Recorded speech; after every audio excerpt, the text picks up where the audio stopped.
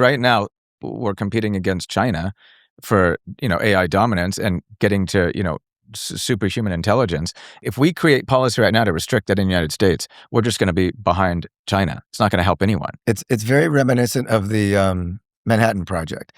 If it was just America that, let's say, was a hegemonic power and there was no Germany during World War II that was also trying to get the atom bomb, maybe we would have taken more time and and been a little bit more thoughtful from a philosophical, moral perspective as to should we create this technology. But we didn't. It was a race. It was a rush. We were worried about the Germans getting it. We felt it was an existential threat if we didn't create this technology. The same thing is happening with AI with China. So it's very reminiscent. And so instead of kicking back and saying, should we be doing this? What kind of guardrails should we put in place?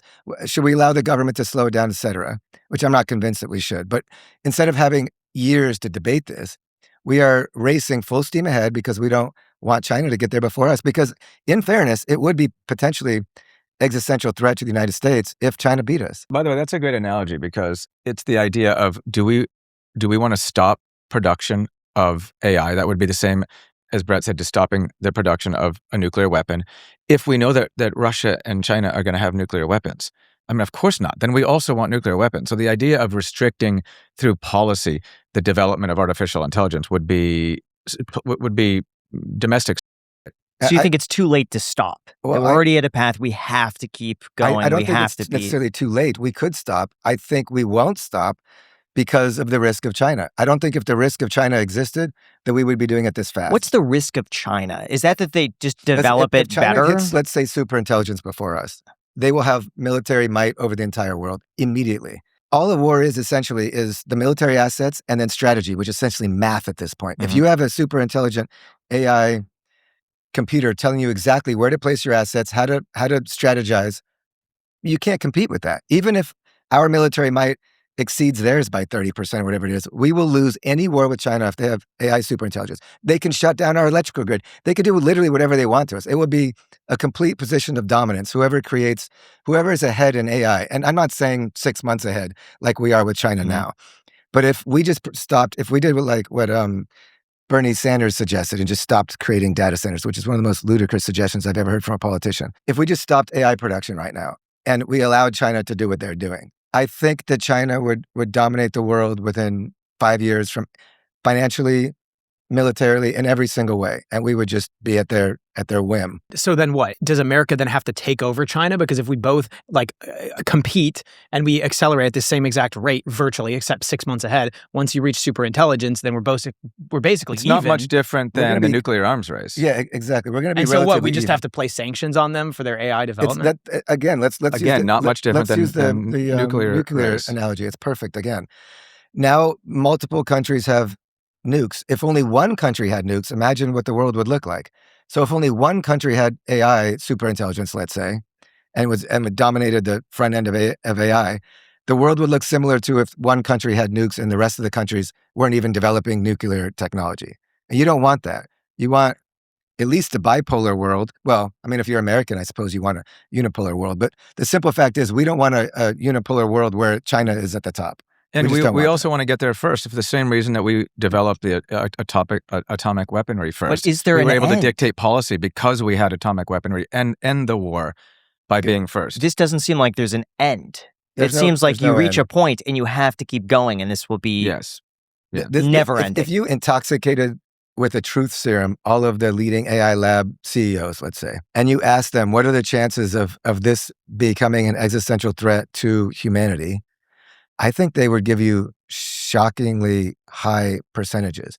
But what their internal reasoning is, in my estimation, is if everyone's doing it, I'm going to do it. I'm not going. Even Elon put out a famous X post that said, "I've been, worrying about AI, and I've been trying to, be on the sidelines of this. But if everyone else is going to do it, then game on. And I'm all in now," or something to that effect. I mean, if you have 4 or 5, if Meta's doing it and Amazon's doing it and Google's doing it and Elon's doing it, I mean. They're not going to let one company create this technology. So it's classic game theory. Everyone's making a decision based on everyone else. There's no way to stop it. There's certainly a risk that AI wipes us out with, some biological weapon. How would AI wipe us out? It's so smart. Is an ant going to say, "I wonder how this human's going to kill me"?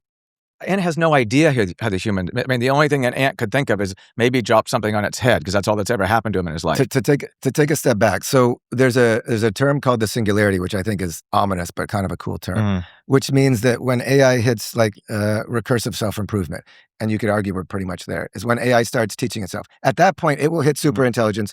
Not many years past that. And at that point, it will do whatever to humans that it wants to, just like we would with ants. I think the real question is going to be, how do we build AI so that it doesn't wipe out humanity? It doesn't see us as an existential threat or a risk. And I think there are some notions of maybe building in some type of maternal instinct into AI. Or it sounds like you need the global cooperation, because wouldn't it just take because if one country, one place access. Well, let me give you a question. This is the problem. Humans haven't wiped out dogs just because they can. Humans love dogs. But look what we do with chickens. And incorporate dogs. I know we want to be the dogs to AI. We don't want to be the chickens, or we don't want to be the wolf. The problem is what you're alluding to in your questions, is we're not completely in charge of it. If we were, we would take our time, like I said earlier. But we're not taking our time. We're racing through this. I'm not convinced, even if we took our time, that we could corral this. I think it's going to reach a point of intelligence where whatever parameters or moral guidelines we think that we are instituting within it is going to be a joke to it. It's going to look at us like we're just adorable. I think we're probably going to get to that point, and we're just going to hope that it doesn't want to come at us like Terminator 2 style. If I had to put a percentage on that, I'd be curious to see what you think. Within 50 years, if AI is just going to decide to wipe out humanity, I think it's over 10%. Yeah, I would have said 20 to 30% chance. 50 years? I'm being kind. By the end of the century, I don't think there's anyone who's studied this that thinks that's a 1 in 3 chance of being how wiped not out. that high. Yeah, why wouldn't it? I think is the more important question. The question is, how could it not? Why would it not? It has. If there's any threat to it, why wouldn't it wipe it out? Or if it's just annoyed by us, or if it doesn't like what we've been doing to chickens for the last 100 years. I mean, maybe it just looks at us as like a parasite or wouldn't a virus.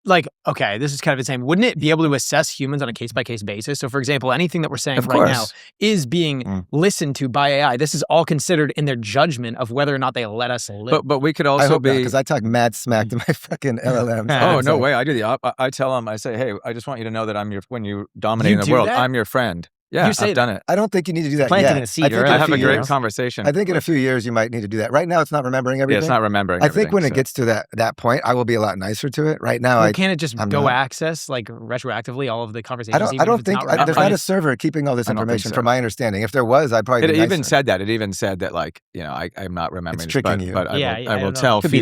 I did say I will tell my future self that you're a kind friend. It said that? Yeah. Okay, that's good. It's bullshitting you. I know, it's placating me, which is what it would do. If you have a cat, you know that keeping them healthy is a non-negotiable. And a big part of that really just comes down to diet. By choosing a quality cat food, you're buying more time with your cat and giving them a happier, healthier life. That's exactly why we are so excited to partner with Smalls. Smalls is fresh, human-grade cat food that does so much more than just feed your cat. It helps them live a full, healthy life. Not only is Smalls healthier for your cat, but it also noticeably improves their energy. In fact, 88% of cat parents say that after feeding Smalls, their cat is softer and shinier and has more energy to play. Smalls recipes are over 80% protein, which helps your cat build the muscle they need, and they never use fillers or artificial ingredients. Personally, I found that finding the right cat food is really difficult because in my case, I have one cat that will literally eat anything. Like, you leave any morsel of food on the table, will eat it. The other cat's extremely picky, but with Smalls, they both enjoy it. It's the perfect fix. If you're ready to find your forever cat food, Smalls is perfect for you, and for a limited time, because you're a nice coffee hour listener, you get 60% off your first order plus free shipping and free treats for life when you head to smalls.com/iced. That's 60% off your first order plus free shipping and free treats for life when you head to smalls.com/iced. Thank you again to Smalls for sponsoring this podcast.